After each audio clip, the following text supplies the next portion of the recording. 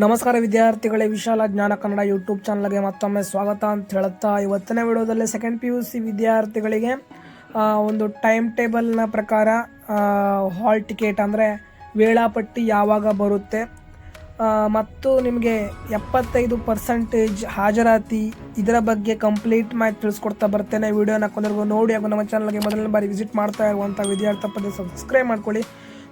ಮುಂಬರುವಂತಹ ಎಲ್ಲ ಎಜುಕೇಷನ್ ಅಪ್ಡೇಟ್ಗಳು ನಿಮಗೆ ಸಿಗುತ್ತೆ ಅಂತ ಹೇಳ್ತಾ ವಿಡಿಯೋನ ಶುರು ಮಾಡೋಣ, ಬನ್ನಿ.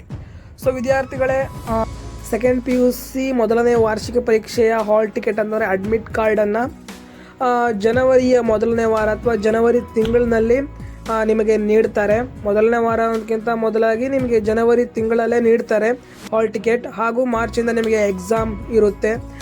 ನಂತರ ಇನ್ನೊಂದು ವಿಚಾರಕ್ಕೆ ಬರೋದಾದರೆ 75% ಹಾಜರಾತಿ ಇರಲೇಬೇಕಾ ಅಥವಾ 75% ಹಾಜರಾತಿ ಇಲ್ಲದೆ ಇದ್ದರೆ ಹಾಲ್ ಟಿಕೆಟ್ ಜನರೇಟ್ ಆಗೋದಿಲ್ವ ಅನ್ನೋ ಮಾತಿಗೆ. ಸೊ ವಿದ್ಯಾರ್ಥಿಗಳೇ, 75% ಹಾಜರಾತಿ ಕನಿಷ್ಠ ಇರಬೇಕಂತ ಶಿಕ್ಷಣ ಇಲಾಖೆ ತಿಳಿಸಿರುವಂಥದ್ದು.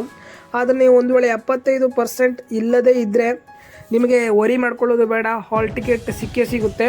ಆ ರೀತಿಯಾಗಿ ಎಲ್ಲ ವಿದ್ಯಾರ್ಥಿಗಳಿಗೆ ಹಾಲ್ ಟಿಕೆಟನ್ನು ನೀಡೋದಿಲ್ಲ ಅಂತಲ್ಲ, ಆದರೆ ನೀವು 75% ಒಂದು ಅಟೆಂಡೆನ್ಸನ್ನು ಶಾರ್ಟೇಜ್ ಮಾಡಲು ಹೋಗಬೇಡಿ ಅಂತಲೇ ಹೇಳ್ಬೋದು. 75% ಒಂದು ವೇಳೆ ಇಲ್ಲದೇ ಇದ್ದರೆ ಏನೂ ತೊಂದರೆ ಇಲ್ಲ, ಆದರೆ 75%ಗಿಂತ ಕೆಳಗೆ ಬರೋದು ಬೇಡ. ಸೊ ಈ ಒಂದು ಮಾಹಿತಿ ನಿಮಗೆ ಅರ್ಥ ಆಗಿದೆ ಅಂದ್ಕೊಳ್ತೇನೆ. ಇನ್ನೇನಾದರೂ ಡೌಟ್ ಇದ್ದರೆ ಕಮೆಂಟ್ ಮಾಡಿ.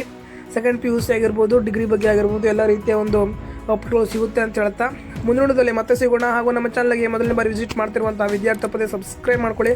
ಪಕ್ಕದ ಬೆಲ್ ಐಕಾನ್ ಪ್ರೆಸ್ ಮಾಡೋಣ ಅಂತ ಸೆಲೆಕ್ಟ್ ಮಾಡಿ ಅಂತ ಹೇಳ್ತಾ, ಜೈ ಹಿಂದ್, ವಂದೇ ಮಾತರಂ.